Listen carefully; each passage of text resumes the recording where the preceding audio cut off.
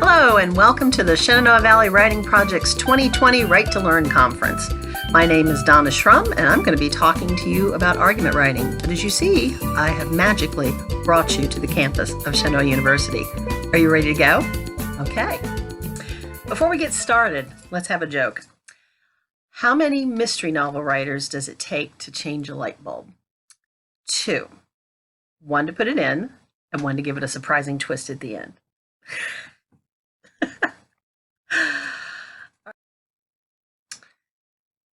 Hi, welcome back again. The topic for today is making informal arguments or just argument writing. There are different ways to do this that I will point out to you as we go through the presentation. You can see on the slide, my name is Donna Shrum. I teach at Central High School. I was teaching world history, but I'm teaching Civics 8 this year. Thank you, COVID. You can see my email there. You have a 15-minute slot that you can sign up and ask questions about the presentation and about argument writing.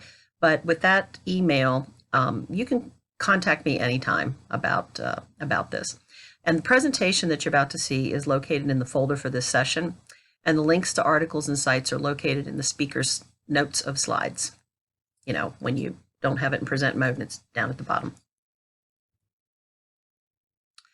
This lesson was modeled on those found on the C3WP site, and there's the link for you, the College Career and Community Writers Program. If you're looking for lesson plans this year for writing, they've got everything laid out for you. You just go in there, familiarize yourself with it, and you've got all kinds of pre-made lessons that you can access. And also, I found that one of the most engaging things that I do in the classroom is argument writing. The students enjoy argument writing. They enjoy learning to handle texts. And I taught English for 20 plus years. This is not the research paper.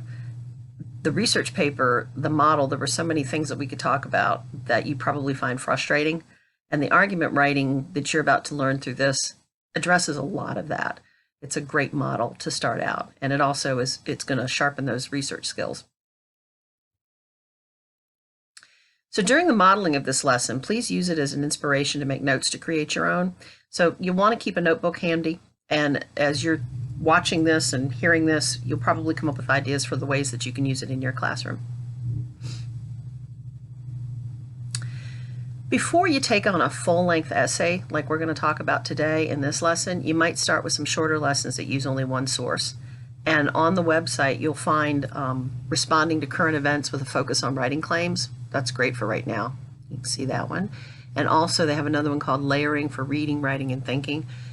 Those are ready-made. Just pull them off and familiarize yourself and you're ready to go.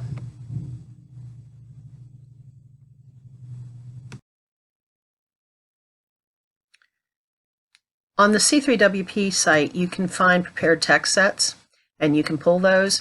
I don't usually use those because I want something that's more current. I also have to tell students that we're not working on a research project because they're used to, if you tell them that it's a research project, they're going to feel like they have to go and find extra things. When I do these argument topics, I actually have to tell students, don't go find extra things. Because what I've done is carefully chosen a text set for you that I want you to wrestle with. I'm not having you research the topic and find things to support your own opinion. I'm having you take the text set with the author's opinion and wrestle with it. So that's something to talk about up front because I run into that problem every time. I'm sure you will too. When you want to create a text set for the first time, if you don't want to use the ones on the site, they've given you this infographic on how to create a text set and some things to look at. The text sets that I'm going to give you today are obviously for honors high school students. They're rather long and they are meant for you as the teacher today, but you can cut them down. Obviously, we'll talk about that a little later. So from the website, they explain the key features of a text set. And you can read this, so I won't read it to you. But these are the things you're looking for. The main thing that I have find the hardest, not that I have difficulty, but find the hardest is you want to find things that give the pro and the con side that are pretty balanced. And some topics are so hard to find texts that are not too biased, too too argumentative in their own way. As I said a little earlier, they provide a range of accessible reading levels. So especially for younger audiences, consider revising or excerpting from an original text. And in front of the title, you can add excerpted from, or under the title and author, you can add revised by whoever, that you are. I used to feel like the text was sacred and I couldn't do that, and a friend showed me that. So now I give myself permission. As I said, you're going to take into account various positions, perspectives, or angles on a topic, and the best topics are those that have no right answer. Although you will find students come in and feel there is a right answer, and they have it.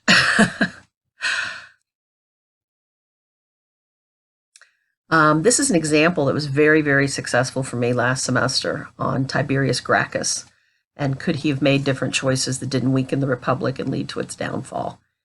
Of all the topics I've tried in world history, this was the best one because students really got into the debate. We had watched a 1 hour docudrama about Tiberius Gracchus and the land reform and the fall of the Republic.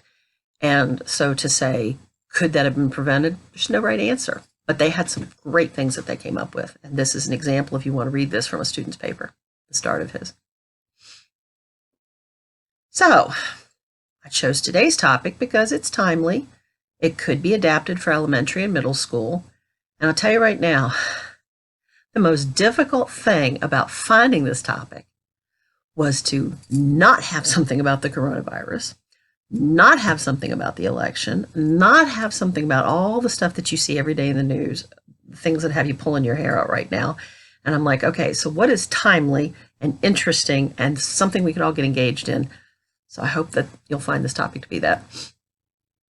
The U.S. Postal Service, government agency or privatized business? And yes, I know this one is volatile, but you can look at it in a not so volatile way. Good luck with that.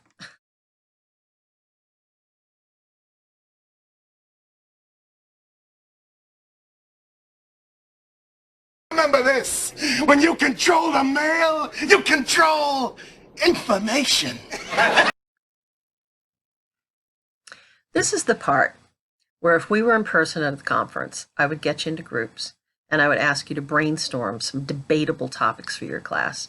For example, when I taught English, I would tie it into The Outsiders, or I would tie it into Anne Frank, or I could tie it into anything I wanted to do because I was teaching English. It was pretty broad.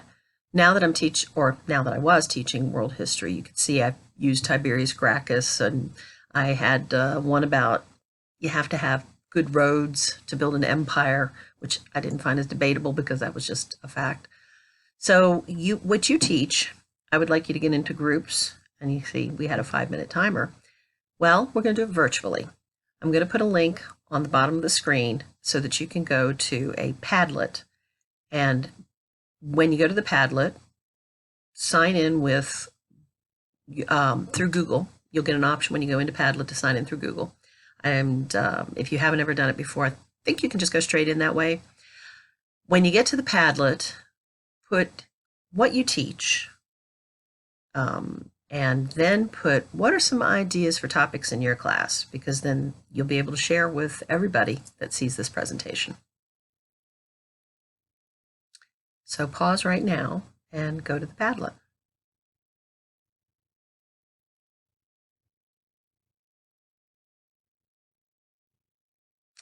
So the question I would pose to the students for this is, should the U.S. Postal Service remain a government service, or should it become a business like FedEx? So to get started, we always write into the day, we write into the topic. So you got your paper ready? You're going to prepare to write from your gut. The purpose of the first writing is to acknowledge that you come to an idea, topic, or issue with a gut claim, feeling, or belief. So what do you think? Should we keep the post office as a government service, or do you think we should privatize it and make it a business like FedEx? Pause the video and write on the topic. All right, so you have just finished your free write on the U.S. Postal Service. Here's the purpose. It's a first reaction to what you think about privatization of the USPS. So it can be about how you feel, what you've heard about privatization, your questions about it, how it could affect you, etc. And on these free writes, I didn't put it in here, but you'll probably want to stop and let the students share with each other. They enjoy sharing their ideas on the topic. Now you're going to draw a line under what you wrote to separate it from the next writing, or if you're on the computer, you'll want to space down. The following slides contain political cartoons related to the Postal Service. Study each slide, then write a few sentences explaining the message of the cartoons. So as you go through, just pause the video and do a little bit of writing. Doesn't have to be as long as the free write, and then restart the video. If you're in the classroom, you don't have to use political cartoons. It depends on your topic. The first one that we did at Shenandoah University, the example from the C3WP site had, I think it was Dance Moms. It was a reality show, but it was an ad for it. Or like the clip I showed you, I've used news clips, anything that you think would be a good general way to start your topic. And for the Dance Moms, they only had one. I usually use more than that because I'm usually trying to get different sides of the topic. So here's your first one. Go ahead and pause and write.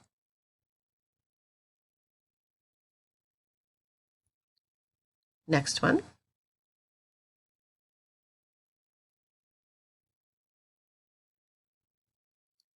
Third one. Yes, I tried not to get political, but it is a government agency that's under attack right now. Couldn't quite avoid it completely. Pause and write.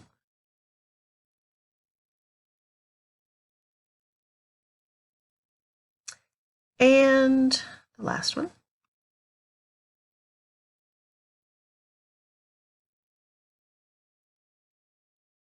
All right, so now that you've done this, once again, you can choose to discuss with your students.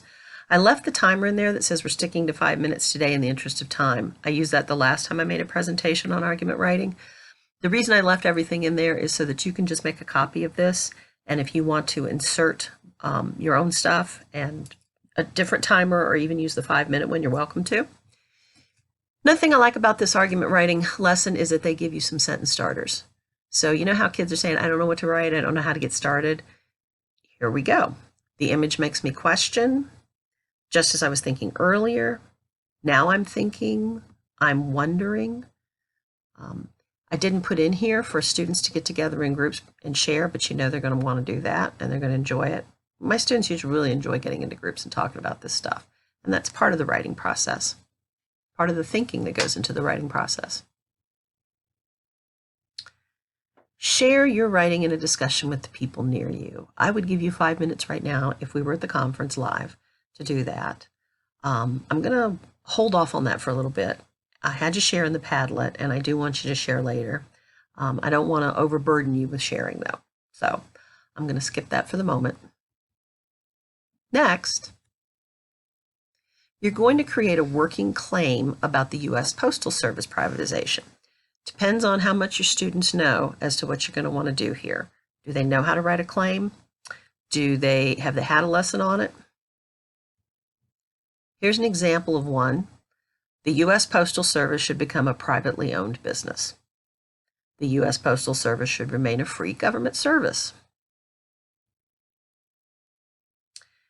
Ask yourself, because you know your students the best, do your students need additional factual information on the topic before proceeding? For example, if you're reading literature, you're reading a poem or a short story, you're defining or explaining literary terms in more detail before they write.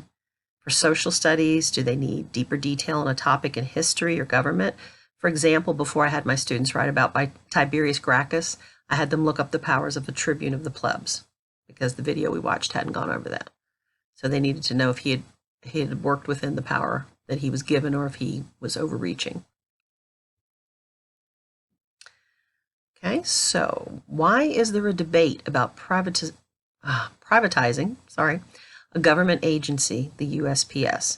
So this is a background video for you to watch about the Postal Service and why we have reached this point of debate. I'm not going to play this for you right now. It's 8 minutes long, but when you go into my PowerPoint, if you want to watch it, You can click it and watch it, and it shows that this is pretty much it. It really doesn't get too political. It talks about the history of the Postal Service and then how we've gotten this way. And the reason I chose this particular one, because there were others, is because this uses a person that I think the kids would connect with. Her family for 3 generations has worked for the Postal Service. So to them, it's not just a government agency, it's their family.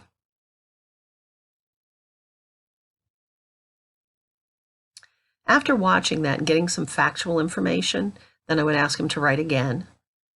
And so this is kind of the Betty Flowers, the madman process. So I try to get them to see, because I have a lot of students who think, oh, this is it. I'm done. I'm going to be done when I get done with this. No, this is getting your thoughts in order. There might be things you can pull out of this later, but this is the messy copy. This is the sloppy copy. And this is where you can find out if there are holes or misperceptions about the topic that students need help with. Okay, once again, we would share our thinking in a discussion with the people near you after you got the factual. Going to skip that for now. You won't skip it in your classroom, though. And I would then have them create a Google Doc or find a new piece of paper and title it USPS Notes Number 1. Create a 2-column table, and I'm going to ask you to do the same. The paper that you've got near you. Create your 2-column table, label it, and the left side is important, and the right column is why does this matter? And what we're going to do now is something that I find is very helpful. Do you have students who like to copy and paste it into the thing and just kind of completely bypass the brain when they're writing? Yes, because we all have. You can't not have that. So this makes them stop and take the notes and explain, why does this matter? And in fact, my students on the why does this matter column, I point out to them after they've worked on it for a while, what you've got there, that is your thought. You can copy and paste that directly into what you're writing. This also has helped me with, students are like, that's a great quote, and it's like this long and I want to put it all in. It also makes them stop and go, oh, when I explained why it was important, it actually was better than just taking the direct quote. So it's cut down on kids trying to use as many direct quotes. One C3WP strategy for layering is to read, highlight, annotate, and keep writing. And this didn't work for me because students wanted the layered rough draft to be a final draft. And the usual problem with highlighting and annotating, coloring the paper yellow, no deep thought in annotation, you get plagiarism. So instead, this is what I do now, instead of what the C3WP does. So you're welcome to stick with the original, but this is what I do now. Okay, they get the text, the first article. They read the text once. Depending on the reading level of the students, I might read it with them. As they read, they underline lines or thoughts that support, challenge, or extend their thinking about, oh, I have coronavirus prevention planning in there. That was what I did on my last presentation on the Postal Service. Next, they would skim over what they highlighted. They would add to the chart and annotate. So here's an example of what that looks like. Okay, so here's that important and why does this matter? So they got the text, they read the whole thing, they wrote important, so they can copy and paste into here. I copied this from the article. That's important, but then I have to explain it. And those are my own words. So they can copy and paste this in, and this works so much better.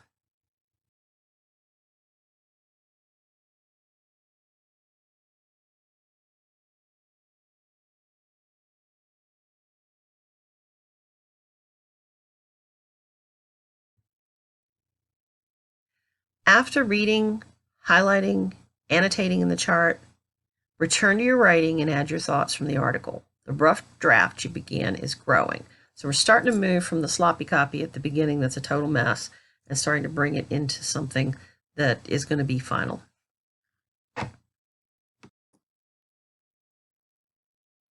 Okay, so they would share their writing with the people near them. These frequent discussions are very important. They help students develop their thinking just as much as the writing. What we're doing today is called layering. Detailed instructions for text layering and alternate approaches from the C3WP are available if you click that link in the presentation. After each layer, examine your claim. Does the new article bring information that will lead you to revise it? Discuss with your students that it's okay to change your mind as you work.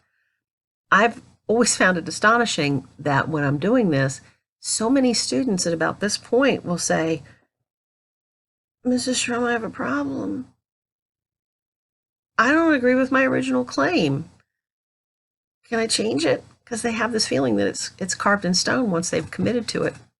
And I always tell them, yeah, you know why? Because you were thinking. Writing is thinking expressed. And so what you've done is you've thought and you've thought and you've thought, and now your thoughts have changed. A couple years ago when I was still teaching 8th grade, it was about the time that Trump decided he wanted to build a wall. So I had my students write, should Trump build the wall? It's kind of difficult for me because I had so many kids who said, yes, it's a good thing, it's a good thing. Why? We came to the topic. And I still remember one boy who came to me and he talked and talked and talked, and he was very adamant about that wall at the beginning. And then he said, Mrs. Shrum, I've changed my mind. I don't think building this wall is a good idea at all because we saw that it's going to have environmental impacts and it's not really going to help. And I said, do you think that if you were the president's advisor, you have some better ideas for protecting the border? And he said, yeah. And it was all from stuff he had read and learned. So I was really impressed. You know, those are the best moments in teaching when they come up with their own thoughts like that. And they change something that was an adamant belief at the beginning. So then you give them the second article and you do the same thing. You highlight, you annotate in your chart, and then you write. And if you have trouble writing, you can use this list with your students. On the other hand, a different way of looking at this blank makes me wonder. Further supporting my thinking is something I never considered is. So once again, if we were together as a group, I'd have you share your writing. And does your claim statement still work? Now I'm going to check in with you right now because we're not together face to face. And I know, because I'm the one that would probably be the one trying to do this. You may at this point have not done any writing. You might have said, oh, okay, I'm just going to watch what she's talking about. And you can do that because you paid for this conference and you can do exactly what you want. And you don't have accountability because we're not actually getting into groups. But I'm going to say that if you haven't done the writing along the way, that you are going to be missing out. You're not going to process this and you're not going to internalize this as much as you need to be able to teach it. So if you have a guilty conscience, you might want to go back and start again.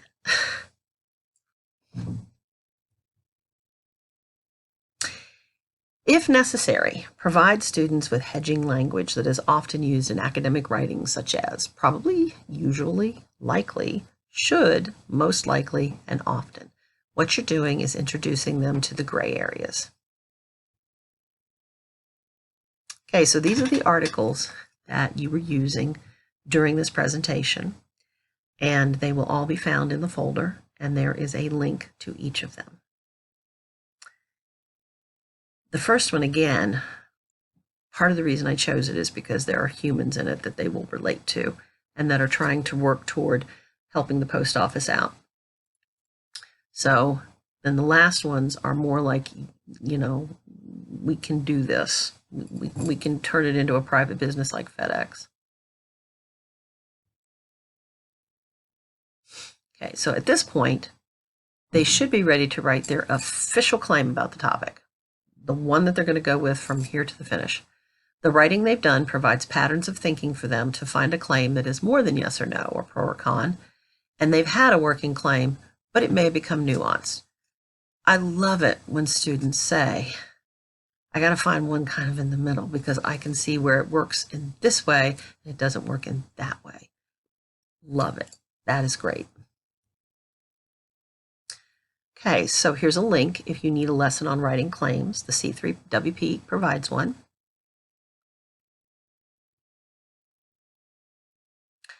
If you're looking for current event topics and ideas, the New York Times has Room for Debate, and they have the text sets from the New York Times. So it might give you ideas, or it might actually give you some text sets if you want them. Other sources you might want to investigate, Edutopia has one called Strategies for Teaching Argument Writing. And the University of Michigan has this one, Read, Inquire, and Write.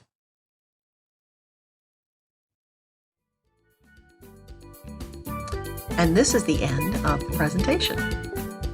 If you have any questions, feel free to come to the Q&A session or use my email and write me. I would be glad to give you any mentoring I can as you start in this, or I would be glad to help you if you try this out and you run into problems with your students and you don't know what to do, just contact me. So I wish you the best and have fun arguing with your students.